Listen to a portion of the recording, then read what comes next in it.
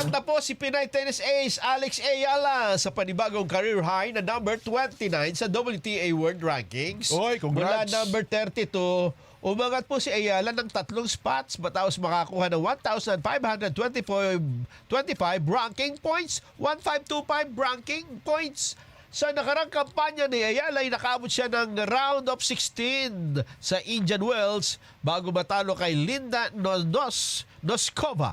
Sunod naman siyang sasabak sa Miami Open bilang 31st seed.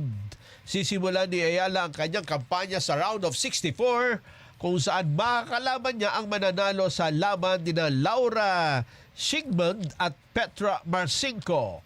Titingnan din ang posibleng rematch nila nina Ayala at former world number 1 Iga Swiatek. Ayan.